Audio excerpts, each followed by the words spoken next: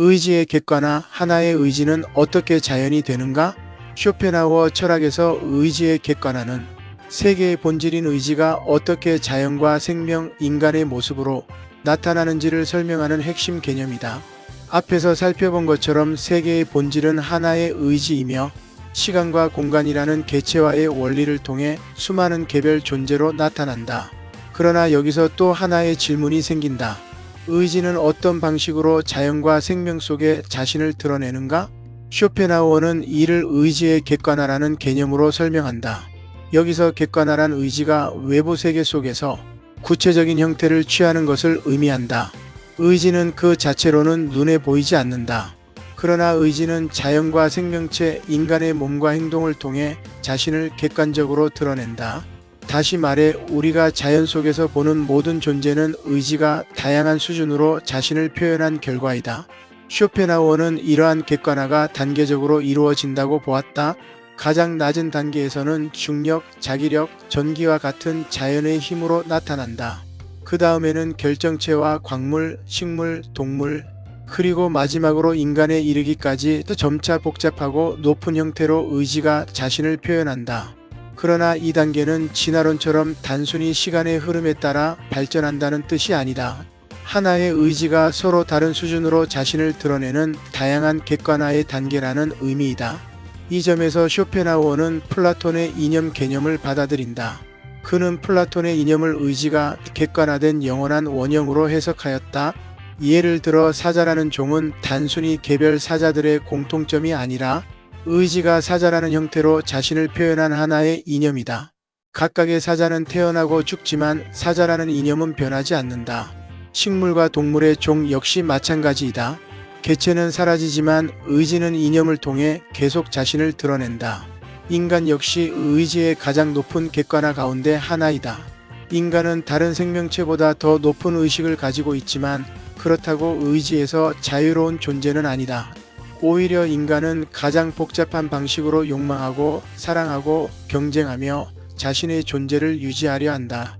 인간의 뛰어난 지성과 문화 역시 궁극적으로는 의지가 자신을 더욱 정교하게 표현한 결과일 뿐이다. 쇼펜하우어는 몸과 의지의 관계를 통해 이를 더욱 분명하게 설명한다. 우리의 몸은 외부에서 보면 하나의 자연물이다. 그러나 몸은 동시에 의지가 가장 직접적으로 객관화된 존재이다.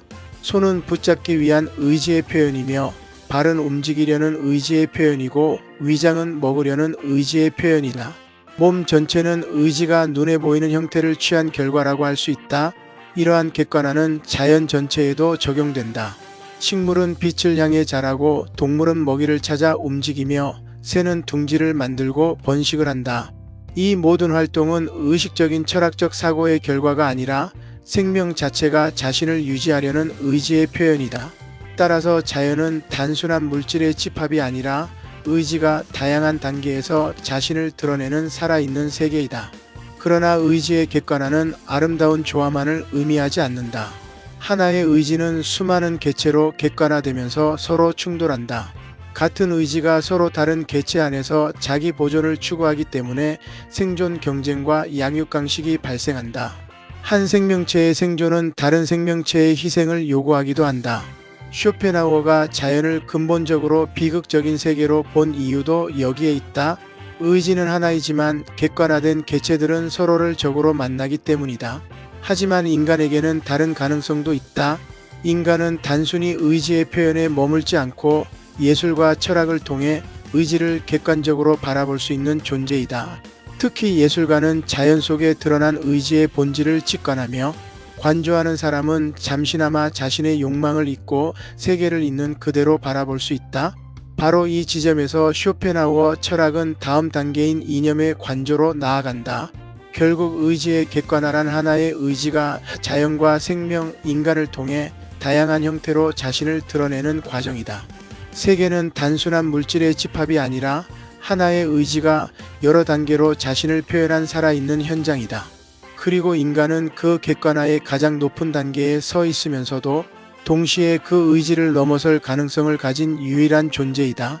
이 가능성이 바로 쇼펜하우어가 예술과 철학에 부여한 특별한 의미이며 다음에 살펴볼 이념의 관조의 출발점이 된다.